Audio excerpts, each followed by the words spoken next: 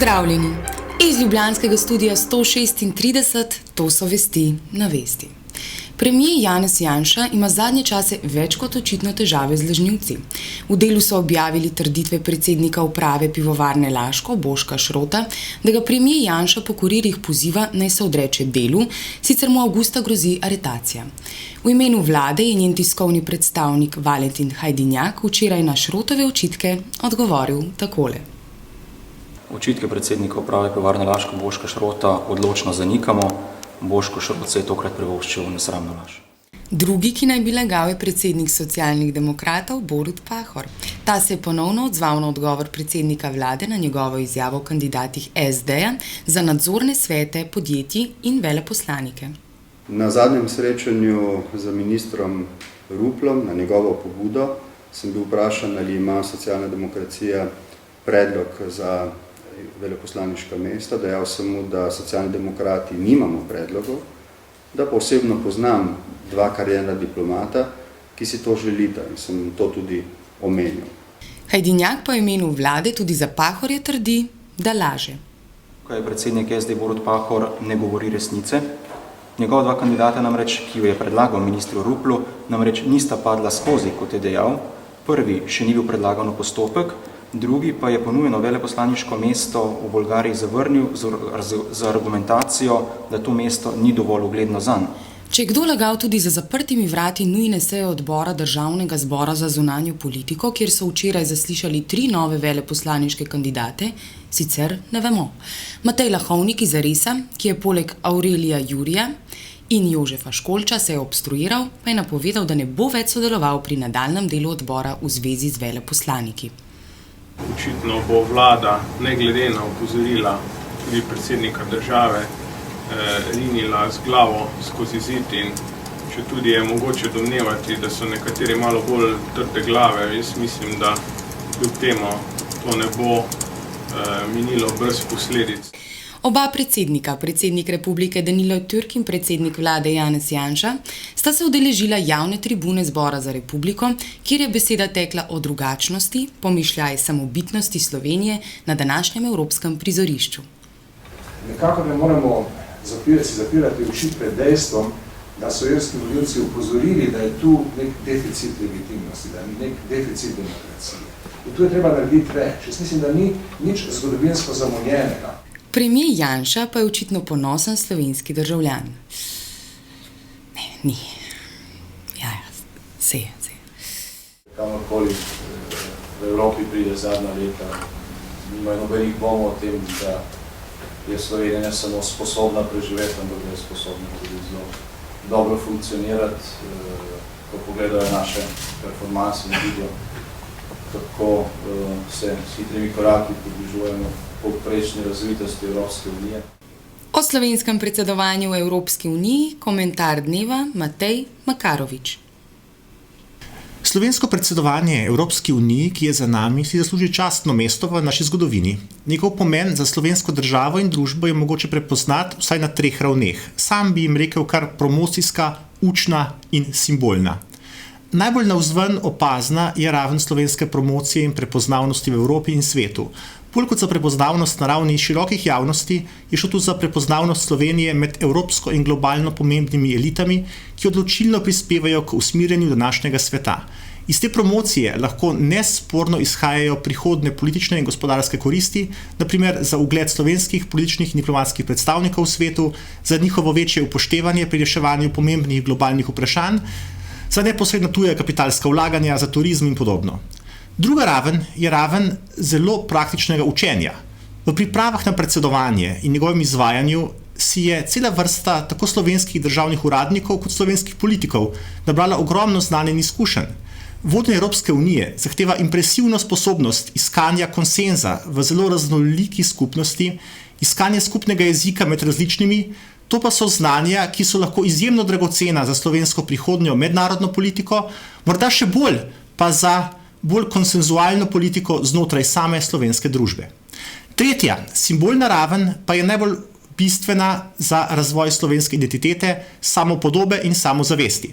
Gre za neko spremembo našega razmerja do Evrope. V 90 letih prejšnjega stoletja in predtem je bila Evropa za nas v veliki meri nekaj zunanjega, referenčna točka in zgled, ki naj bi mu sledili. Še celo po včlanitvi v Evropsko unijo se je deloma ohranil pogled na Evropo kot na nekaj nam sicer pozitivnega, vendar večinoma zunanjega, ne pa nekaj, česar sestavni del smo. Slovensko predsedovanje bi tu lahko pomenilo bistven odmik od prejšnje miselnosti, saj je z njim Evropa simbolno postala nekaj, kar Slovenija neposredno sooblikuje. Poleg tega je predsedovanje lahko pomembno tudi kot premik od stare slovenske provincialne mentalitete, da smo premajhni za sodelovanje v reševanju velikih svetovnih problemov, k zavedanju, da nismo odgovorni le za svoj vrtiček, temveč nosimo kot razmeroma razvita, urejena in uspešna država tudi pomemben delež globalne odgovornosti. Vendar pa ni dolgoročno nič zagotovljenega. Prednosti, ki smo jih pridobili iz predsedovanja Evropske unije, lahko dobro izkoristimo ali pa jih nespametno zavržemo. Kdo ve, če se bo slovenskih politikov med vsemi njihovimi problemi in težavami dotaknil glas humanitarnega koordinatorja Sudanske osvobodilne vojske Sulejmana Džamusa, ki si na svoji poti po Evropi prizadeva, da bi evropski politiki spremenili njihov odnos do darfurske krize. They should at least have access to better life in place of being bombarded every day and harassed and killed. Like what is happening now in Darfur. Svetovni popotnik in aktivist Tomo Križnar Evropski uniji, ki ignorira darfurski problem, takole trka na vest. Evropska unija ni praktično nič, razen da je pošiljala pomoč, naredila za politično rešitev darfurske krize. Američani so prevzeli vso pobudo. Zakaj? Zaradi gospodarskih interesov v Sudanu in Afriki. In zato ta vojna ne more nehati. Šport, balinanje in ruvanje v blatu. Ljubljanski Interblok je zmagovalec nogometnega superpokala Slovenije. Po 120 minutah povprečne igre in še bolj povprečnih 11-metrovkah je premagal aktualnega ligaškega prvaka NK Domžale. Predsednik kluba igralničarjev Joc Pečečnik se je takole z igralci veselil zmage, za nas pa je komentiral osvojitev še ene trofeje v letošnji sezoni.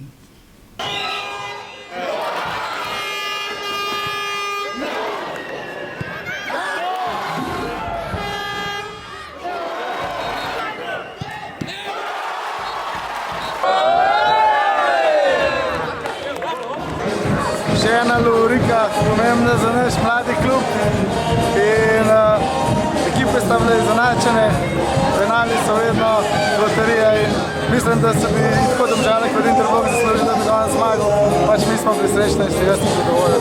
Kaj bodo dobili igralci za nagrado?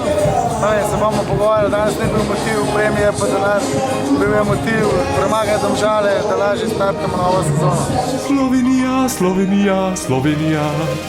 Kulturac.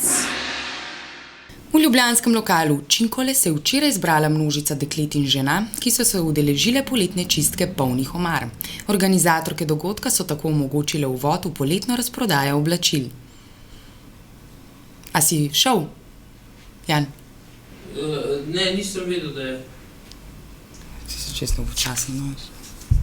Cene so bolj prijazne kot na razprodaji, so od €1 naprej. Razmišljali smo tudi o vzemi ali pusti, tega ni, ampak vse je vzemi. To je dogodek, to nisem razprodaja, tukaj ponudimo šampanj, druženje je in tako. Mislim, da predvsem je tudi tle so, ne vem, ponudimo kakšne stvari, ki smo jih mogoče po pomoti kupile za velik denarja. Pa nam je bilo pol žal, ne pa pol... Ja, pa luna ni bila ta prava. Ja, to so pač zgrešeni nakupi, v glavnem.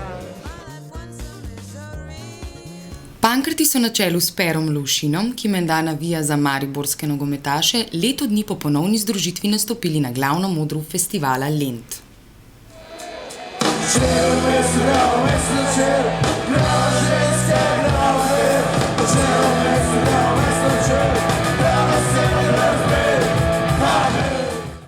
Še vreme, ker je danes čudovit sončen dan, morate pri tem fotoaparatu zakriti zaslonko. Če imate pa tega lepoca, ki pa sicer ni velik, je pa tanek, vam pa tega ni treba. Se ne obremenjujete s tem. Z Nikonom Coolpix S600, ki ima 10 megapikslov, VR ISO 3200, 2,7 inch LCD, wide 4x zoom 28-112 mm je vse lažje. Iz ljubljanskega studia 136 nasvidenje.